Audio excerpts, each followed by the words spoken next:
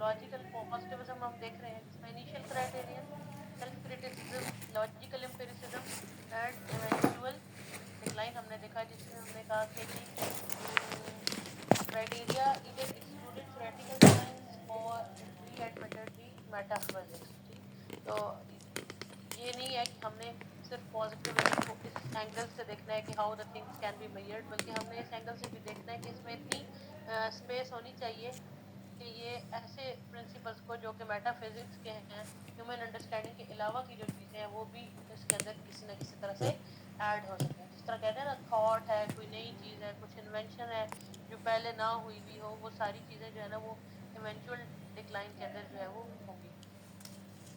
M I audible to all? جی میم. अच्छा, अब हम आगे देखते हैं कि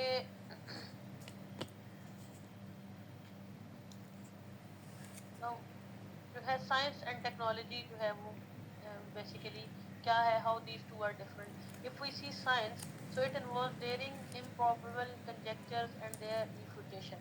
ठीक है, हर वो चीज़ जो एक डेयरिंग स्टेप हो, एक डिफरेंट स्टेप हो, जो कि इसलिए कंडक्ट किया जाए कि हम अपनी दुनिया को समझ सकें और फिर उसको रीअफर्म कर सकें, एम्पिरिकली टेस्ट कर सकें, उसे साइंस कहा जाएगा। और इसके अंदर क्या चीज़ें इन्वॉल्व होती हैं? Values, intellectual boldness, welcome refutation. ठीक है, रिफ्यूटेशन का मतलब ये है कि रिफ्यूज कर देना, जैसे थ्योरी की रिजेक्शन हो जाना या किसी भी साइंसी तरीक़ाकार का रद्द हो जाना, और इसका थ्योरेटिकल फोकस ये साइंस में होता है। टेक्नोलॉजी जो है that basically demands reliable and workable devices with real world consequences। तो ये अगर कहा जाए कि technology is the application of science, तो ये बिल्कुल गलत ना होगा। और टेक्नोलॉजी के जो कंपोनेंट्स हैं उनमें वैल्यू, रिलायबिलिटी, यानी जो टेक्नोलॉजी आप यूज करें that must be reliable, it avoids failure and practical focus. कोई भी टेक्नोलॉजी है, जैसे देखो कंप्यूटर टेक्नोलॉजी है, आईटी की है, इन सब में हम चाहता है, एक यूजर चाहता है कि उसकी रिलायबिलिटी हो, फेलियर ना हो उस टेक्नोलॉजी का, और उसका एक प्रैक्टिकल फोकस हो, कोई स्पेशल यूजेज उसका होना चाहिए। तो ये जो है ना साइंस का ही यूज, साइंटिफिक मेथड का ही यूज जो है वो टेक्नोलॉजी के अंदर जो है वो होगा। अच्छा, आगे हम देखते हैं कि मॉडर्न साइंस क्या है और इसके अंदर क्या क्या चीज़ें एडेड है टेक्नोलॉजी के फिलोसफी के अंदर। सो जो मॉडर्न साइंस है, it contains basically 4 different domains of scholars. सबसे पहले जो स्कॉलर्स होते हैं उन्हें लिटरेट स्कॉलर्स कहा जाता है, जो किसी भी डोमेन से स्पेसिफिक जो है वो अपने आइडियाज पेश करते हैं, जिसे हम कहते हैं ना स्कूल ऑफ थॉट्स। तो जिस तरह ग्रीक क्लासिक्स हैं, या फिर हम कहते हैं कि इटालियन जो है डोमेन ऑफ स्कॉलर्स हैं, तो इनका काम जो है ना स्पेसिफिक फील्ड के अंदर लिटरेचर की क्रिएशन होता है। इसके अलावा मॉडर्न साइंस वाले लोग, यानी जो चाहते हैं कि मेटाफिजिक्स, फिजिक्स और टेक्नोलॉजी को कंबाइन किया जाए, उन चीज़ों को भी स्टडी किया जाए जो अंडरस्टैंडिंग से आउट है। यहाँ पे मैंने आपकी अंडरस्टैंडिंग के लिए मेटाफिजिक्स की एक इजी डेफिनेशन जो है वो डाली है। That means the branch of philosophy which examines the basic structure of reality. It is traditionally seen as the study of mind independent feature of the world.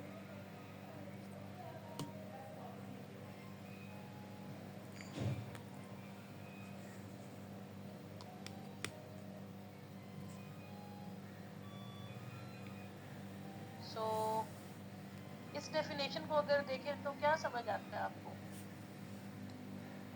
Metaphysics के हवाले से? इसमें एक तो ये वाकई जो इजी लाइन है ना, स्पेशली ये जो है कि study of mind independent features of the world, वही जो आप भी बता रहे थे कि हम उसको कई चीज़ों को उतना लॉजिक या उससे नहीं समझ बहुत ज़्यादा वो कर सकते, जो उससे बाहर की कुछ ऐसी चीज़ें हैं जो उनके बारे में। जी सादिया, कुछ समझ आया? میم اتنا چھوٹا لکھا ہوا ہے پھر میں سمجھ نہیں آیا.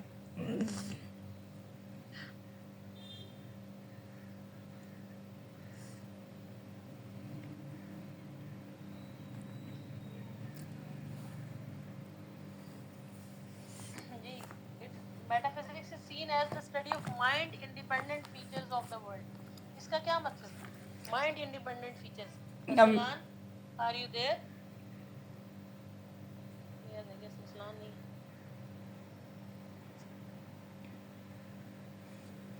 میم اس کا مطلب یعنی کہ انسان کی سوچنے کی وسعت سے بھی بہت پتہ نہیں کہ باہر ہے.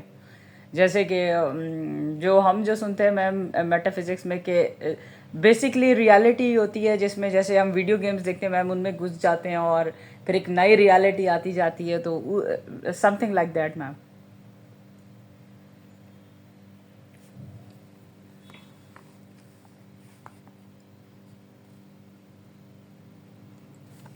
اوکے بالکل ایسے ہی ہے. Mind independent features of the world کا مطلب یہ ہے کہ جو آپ کی تھنکنگ سے آؤٹ چیزیں ہیں.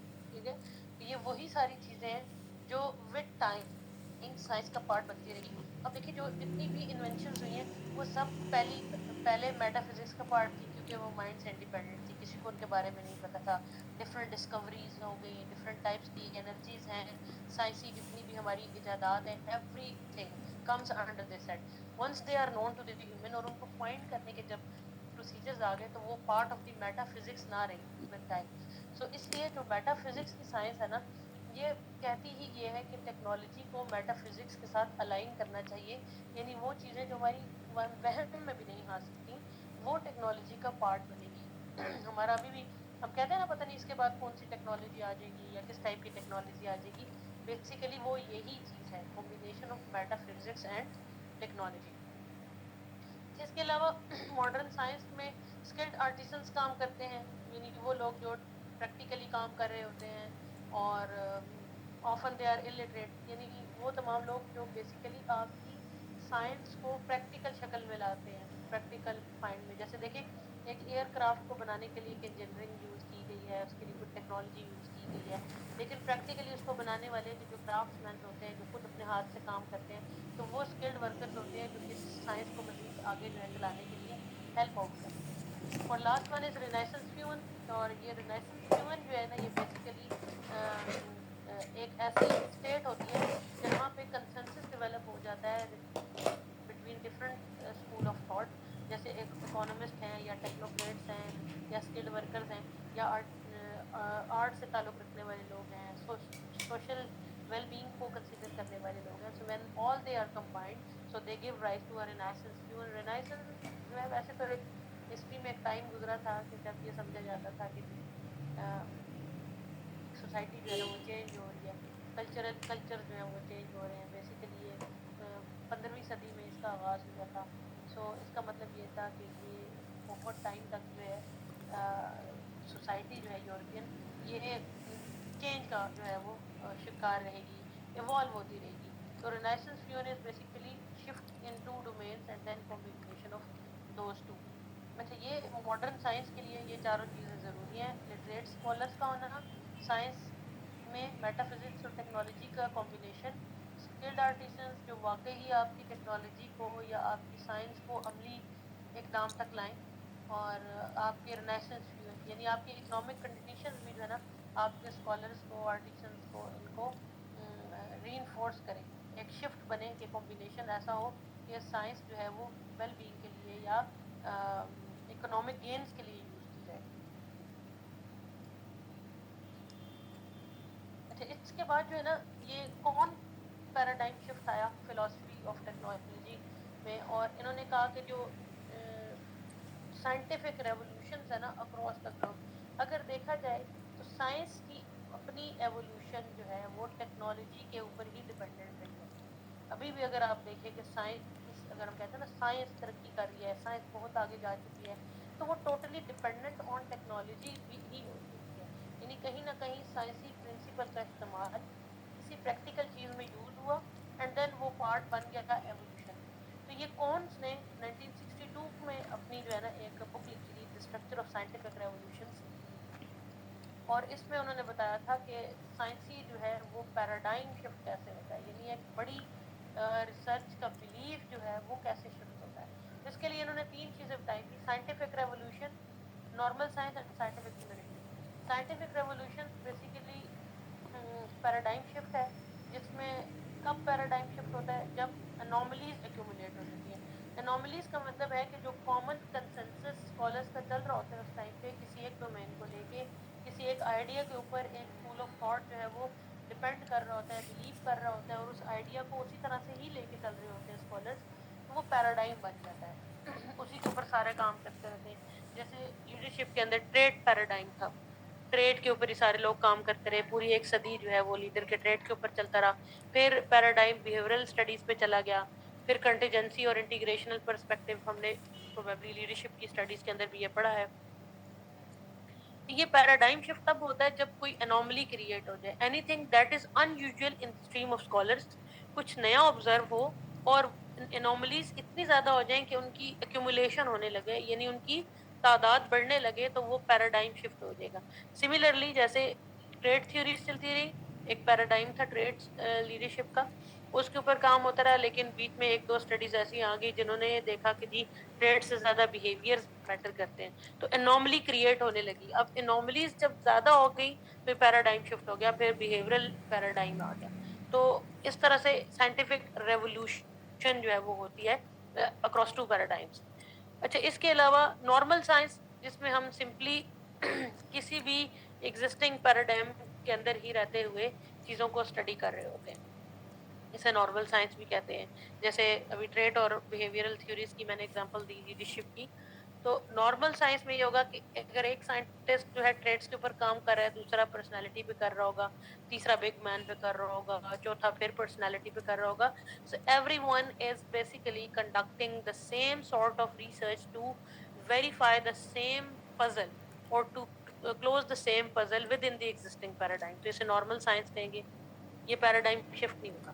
اور تیسرا یہ کہ جو سائنٹیفک کمیونٹی کی کریشن بھی کون نے بتایا تھا, کہ جب ایک پیراڈائم جو ہے اس کے اندر نارمل سائنس چلتی رہے تو یہ ایک ریسرچ کی کمیونٹی بن جاتی ہے.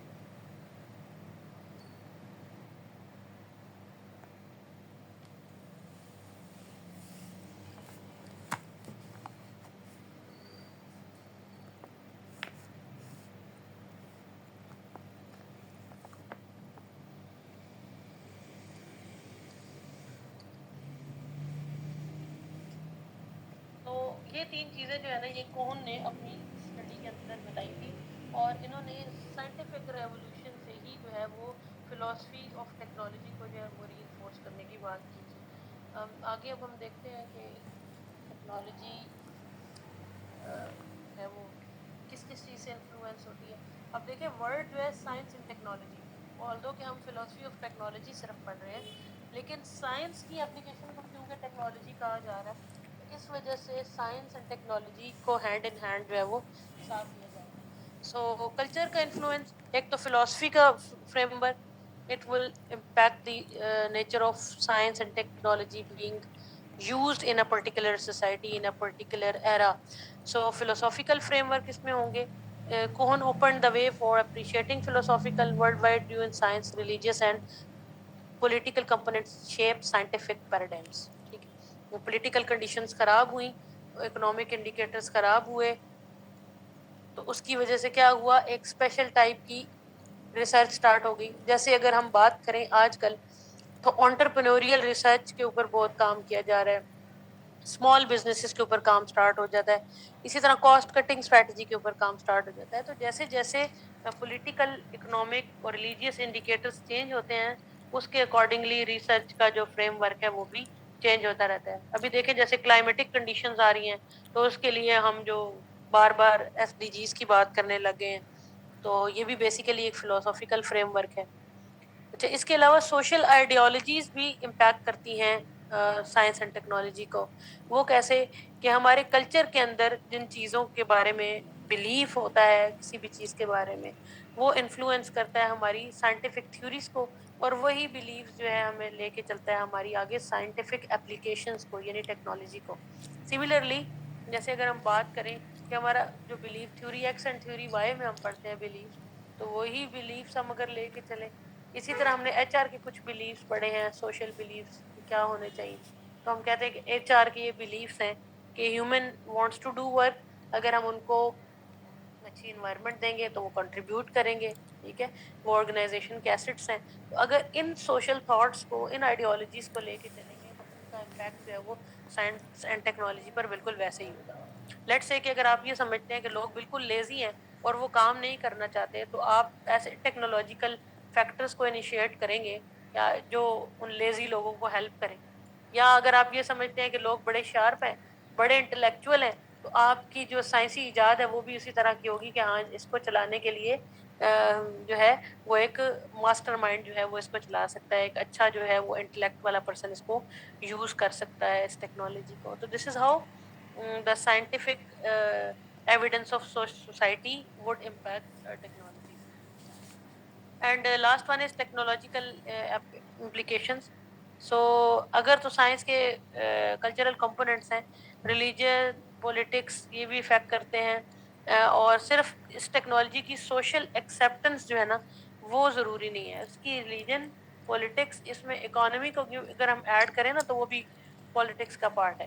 تو ریلیجن, اکانومی, پولیٹکس, سوسائٹی, ان چاروں چیزوں نے ٹیکنالوجی کو امبریس کرنا ہوتا ہے, ایکسیپٹ کرنا ہوتا ہے. اگر یہ تین چاروں چیزیں مل کر ٹیکنالوجی کو ایکسیپٹ کرتی ہیں تو اس کی اپلیکیشن میں مزید جو ہے وہ آپ کہہ سکتے ہیں کہ گروتھ ہو جاتی ہے.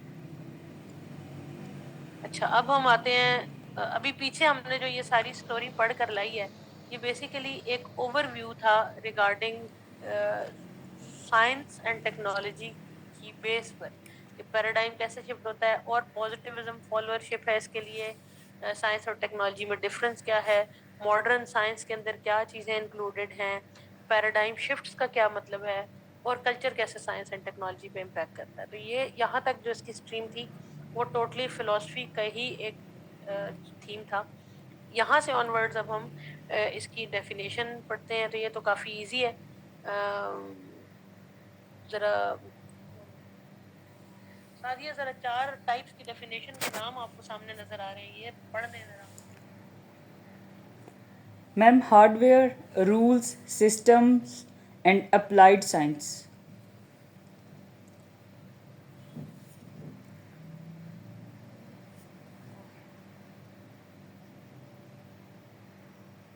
What do you think یہ ہارڈ ویئر کیا ہوگا؟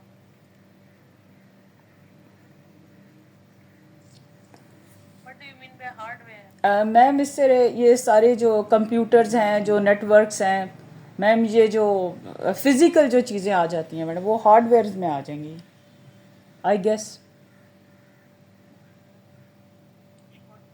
Yes, ma'am, all type of equipment. Equipment. اچھا, رولس میں بھی کیا چیز ہو سکتی ہے؟ میم, اس کے سیٹ پروٹوکولز ہوتے ہیں, لائک ایس او پیز ہوتی ہیں یا پروسیجر ہوتے ہیں, اس کو یوز کرنے کی جو ڈائریکشن ہوتی ہیں اس کو کہہ سکتے ہیں.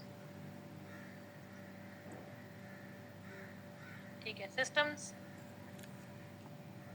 میم, سافٹ ویئرز آ جائیں گے, ایپلیکیشنز جو ہوتی ہیں میم. ٹھیک ہے, کوئی اور؟ اس کا بھی میم یہی ہے کہ جو پروسیجرل ویز ہوتے ہیں یا ایک سرکل ہوتا ہے جس کے تھرو سارا پروسیس ڈیولپ ہوتا ہے, پروسیس فلو یا پروسیس جو ایک بنا ہوتا ہے اس کو ہم کہہ سکتے ہیں سسٹم.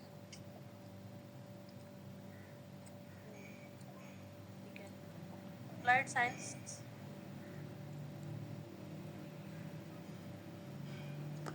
اپلائڈ سائنس میم, پریکٹیکل یوز آ جائے گا پھر, وہ جو جب آپ پوری ٹیکنالوجی کو آپ کہیں پہ بھی خود ہی یوز کریں گے, اپلائیڈ سائنسز میں پھر آ جاتا ہے, چاہے وہ میڈیکل میں ہو میم یا دوسری سب چیزوں میں آ جائے. کچھ ایسا بنانا جس سے میم بینیفٹ آئے سائنس کو یوز کرتے ہوئے, کوئی ایسی چیز انوینٹ کرنا جو یوزفل ہو. آئی تھنک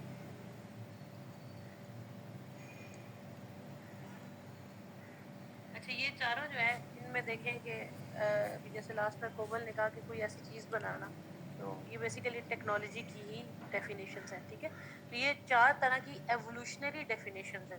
یعنی پہلے کیا کہا گیا ٹیکنالوجی کو, پھر کیا کہا گیا, پھر کیا کہا گیا, اور پھر کیا کہا گیا. ود ٹائم جو ہے نا ایوولوشن کیسے چلی. تو ہم دیکھتے ہیں اس میں ون بائی ون. یہ ہارڈ ویئر کے پوائنٹ آف ویو سے definition of technology as tools and machine. So it is often understood primarily as hardware. جیسے equipment کا word آپ لوگوں نے یوز کیا تھا. Encompassing tangible tools and machines designed for scientific functions. جیسے robots ہیں, machines ہیں, cars ہیں, anything that is sort of hardware, equipment, tangible, This definition highlights objects such as rockets, computers, factories, making technology a concrete concept accessible to the individual. एक concrete concept है जिसे हम कहते हैं ना tangible product of science. तो tangible product है, can be touched, can be kept, material form में है, तो इसे जो है ना ये technology कह दिया जाता है. जैसे हमारा मोबाइल फोन है तो ये एक टेक्नोलॉजी है. So the perception of technology is inherently linked with the visible and demonstrable components which facilitates human activity. जैसे हमारा पंखा है तो एक टेक्नोलॉजी है, एक एयर कंडीशनर है तो एक टेक्नोलॉजी है, और ये एक विजिबल है, डेमोन्स्ट्रेबल है, कंपोनेंट है, और इसको हम देख सकते हैं, इसको हम टच कर सकते हैं, और ये हमें यूटिलिटी प्रोवाइड करता है. ठीक है. अच्छा, इसके अलावा टूल्स एंड मशीन में डिस्टिंक्शन जो है ये भी टेक्नोलॉजी में एग्जिस्ट करती है. तो कोमल जरा ये पढ़ दीजिए आप, distinction between these two.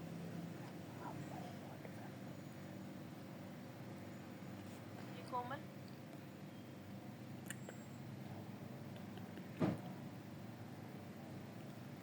Ji Komal, are you there?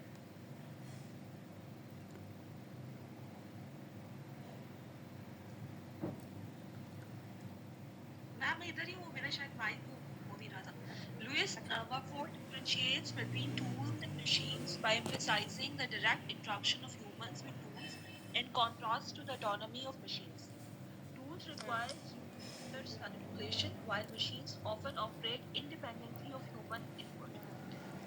It is crucial for understanding the implications of technology in various contexts, especially in labor and productivity. अब देखिए टूल्स एंड मशीन्स को कॉमनली हम एक ही तरह में कंसीडर कर रहे हैं, लेकिन फिलोसॉफिकली ये दोनों चीज़ें बिल्कुल डिस्टिंक्ट है इन अ वे कि जो टूल्स हैं which are in the direct command of the user, उसकी मैनिपुलेशन के ऊपर वो जो है वो रहते हैं. टूल्स का यूज़ जो है वो यूज़र करेगा तो डेफिनेटली. अब देखिए हमारे पास नाइफ होती है तो वो एक टूल है जिसको हम यूज़ करते हैं, और पर्सन की एक्सपर्टीज पर डिपेंड करता है कि वो उस नाइफ को किस तरह यूज़ करता है फॉर कटिंग डिफरेंट वेजिटेबल्स. लेकिन अगर सेम चीज़ हम किसी इलेक्ट्रिक कटर में लें तो उसमें यूज़र का इंटरफेस या यूज़र की मैनिपुलेशन इतनी रिक्वायर्ड नहीं होगी, उसमें मशीन बिल्कुल वैसे ही एक्ट करेगी जैसे वो प्रोग्राम है. सो ये क्यों इम्पोर्टेंट है to understand the tool and machine is basically to understand the application and the role of context in using tools and machines. अभी देखते हैं, हम कहते हैं AI टूल है हमारे पास, ठीक है, ये कोमल की भी स्टडी में AI का है, तो हम कहते हैं AI टूल यूज करें, AI को मशीन हम नहीं कह रहे होते. रीजन क्या है कि टूल का यूज यूजर के ऊपर डिपेंडेंट है कि यूजर उसको कैसे चलाएगा, उसकी एक्सपर्टीज डिटरमिन करेंगे कि टूल ने आपको हेल्प करना है कि नहीं. तो जो भी टूल्स हैं उसके लिए यूजर की एक्सपर्टीज होना जरूरी है, जो भी मशीन्स हैं उसके लिए ह्यूमन इनपुट या ह्यूमन जो है एफर्ट्स वो होना इतना ज़रूरी नहीं है. तो ये डिस्टिंक्शन जो है ना, being student of understanding technology, that's mandatory. अच्छा, अब ये जो हार्डवेयर की डेफिनेशन है, यानी टूल्स या मशीन्स या टेंजिबल चीज़ें ही टेक्नोलॉजी का पार्ट है, तो इसके लिए कुछ लिमिटेशंस भी सामने आई with time. So the hardware centric view of technology encounters limitation when considering non tangible technologies. यानी इन टेंजिबल प्रोडक्ट्स के अलावा भी कुछ टेक्नोलॉजीज एग्जिस्ट करने लगी. जब वो सामने आई तो पता चला कि वो भी है तो टेक्नोलॉजी, लेकिन वो इस हार्डवेयर की डेफिनेशन में नहीं आ सकती. For example, behavioral technologies like developed by B.F. Skinner.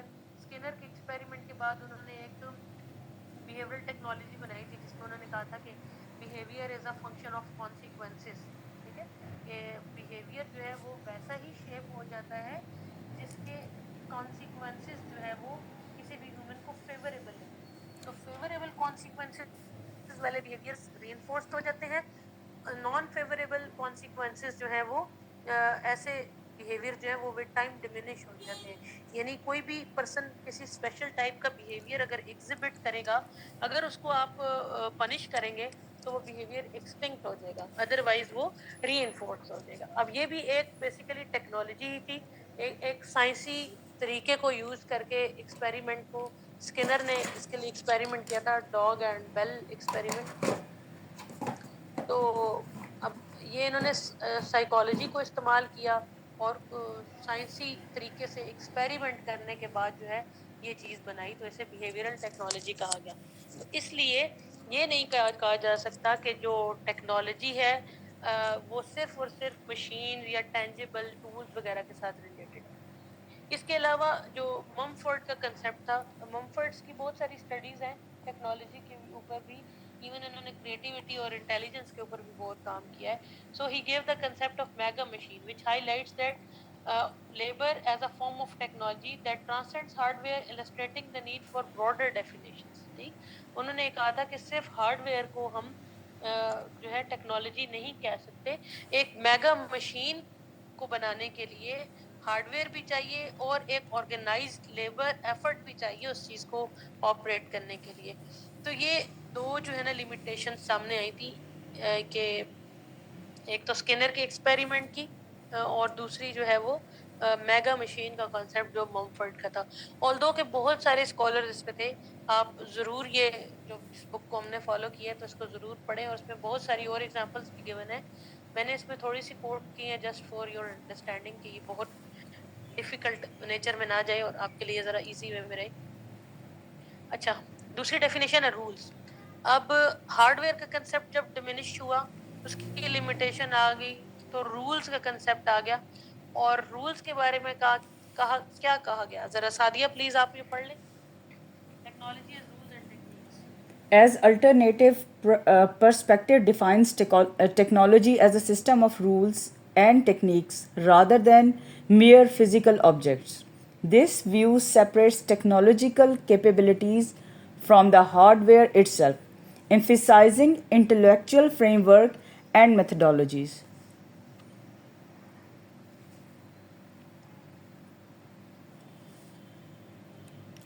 سو یہ ایک آلٹرنیٹیو طریقہ ہے رولز کا, اس میں آپ کہتے ہیں کہ رولز اینڈ ٹیکنیکس جو ہے یہ بیسیکلی ٹیکنالوجی ہے. کوئی بھی کسی بھی کام کرنے کا ایک پروسیس ہے. آپ نے کبھی بزنس ماڈل کا نام سنا ہے؟ ویسے انٹرپرینورشپ وغیرہ میں پڑھاتے بھی ہوں گے. صوفیہ اور کومل ذرا سامنے آئے نا, دو ٹیچرس. بزنس ماڈل کے بارے میں ذرا جی بتائیں جی, کیا چیز ہے. بزنس ماڈل کا کافی اس میں پورا آ جاتا ہے, جیسے انٹرپرینورشپ کے اس میں لے لیں ذرا, تاکہ چھوٹے بزنس کے پوائنٹ آف ویو سے دیکھیں, تو اس میں پورا وہ سمجھے پورا اسکریچ سے آتا ہے کہ جی بالکل آپ کی سپلائی کدھر سے آئیں گی, یا آپ کا مینوفیکچرنگ پروسیس کیا ہے, اس کے بعد ڈسٹریبیوشن, اور وہ مطلب ایک پورا ماڈل ہوتا ہے جس میں کہ جی یہ بھی ہم دیکھیں گے کہ جی پروفٹس کیسے جنریٹ ہیں یا کتنے جنریٹ ہوں گے, کس چیز پہ آپ ریلائی کر رہے ہو, پروفیٹیبل آپ کے مارکیٹ, مطلب پورا سمجھے پروسیس سمجھ لیں کسی بھی ایک اسپیسیفک بزنس کے, اس کے امپورٹنٹ چیزیں لے لیں تو وہ اس کا بزنس ماڈل اس کو ہم کہہ سکتے ہیں کہ جی